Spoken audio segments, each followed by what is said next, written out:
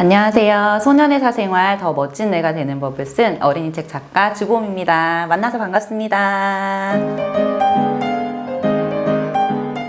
네, 소년의 사생활 더 멋진 내가 되는 법은 소년들의 마음과 생각을 이해하고 공감해주는 책이고요. 동시에 격려와 조언을 건네주는 책입니다. 이 책의 말미에는 항상 소년들을 위한 생활의 팁이 들어있어요. 그래서 단지 그냥 막연하게 그리고 또 뭉뚱그려진 어떤 이야기들을 하는 게 아니라 그렇다면 실생활에서 이 책을 가지고 소년들이 어떻게 활용하면 좋을지에 대한 팁들이 들어있는 그런 책입니다.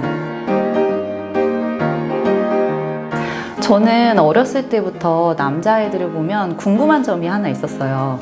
도대체 얘네들은 왜 그럴까? 왜 맨날 친하다면서 막 치고받고 싸우고? 왜 맨날 우르르르 몰려다니고? 근데 이런 질문들이 어른이 되어서도 계속됐어요. 제가 초등학교 교사가 돼서 남자애들을 많이 만나봤음에도 불구하고 남자애들의 생각과 행동을 이해하는 데는 어려움이 있었어요. 그래서 하루는 남자애들을 불러서 물어봤어요. 도대체 너희들은 왜 그러는 거니? 그런데 남자애들이 너무 당황스럽게도 선생님 저도 잘 모르겠어요 라고 말을 하는 거예요. 그래서 그 대답이 너무 안타까웠던 기억이 있어요. 그날 이후로 저는 남자아이들을 많이 만나고 살펴보기 시작했습니다. 그리고 누군가는 그 아이들에게 따뜻한 조언과 위로 그리고 격려를 건네주었으면 좋겠다는 마음에서 이 책을 쓰기 시작했습니다. 남자아이들을 따라다니면서 이것저것 많이 물어봤던 것 같아요. 어제 뭐 했어? 내일 뭐 할 거야? 뭐 요즘 고민 있어?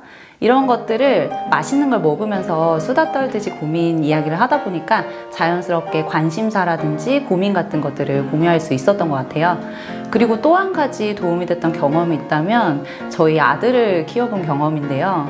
저희 집에도 사실 초등학교 4학년짜리 소년이 살고 있습니다. 그런데 첫째인 딸을 키울 때와는 다르게 남자아이를 키울 때는 또 다른 고민들이 생기더라고요. 그래서 더 많이 배우고 공부하려고 노력했던 것 같습니다.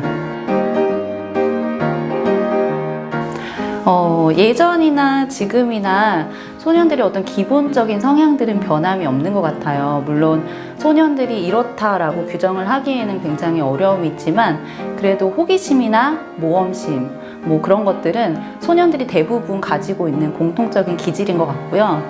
반면에 차이점이 있다면 현대에는 정보화나 또 디지털 기기의 영향으로 인해서 의사소통의 방식이라든지 아니면 놀이 문화 같은 것들이 조금 달라졌다라는 것을 들 수 있을 것 같습니다. 특히 예전 같은 경우는 남자아이들이 모이면 딱지치기나 팽이치기 같이 몸을 많이 쓰는 그런 놀이들을 많이 했는데요. 물론 요즘에도 그런 놀이들을 많이 하지만 놀이터 같은 데 보면 남자아이들이 다 같이 모여서 스마트폰만 보는 경우도 많이 있거든요.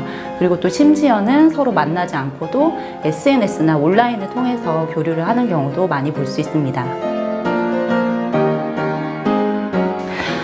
이 책은 한 가지 주제에 대해서 크게 세 파트로 나누어져 있어요. 먼저 처음에는 소년들을 살펴보고 그리고 이해하고 조언과 격려를 건네주는 방식으로 이야기가 진행이 되고 있습니다.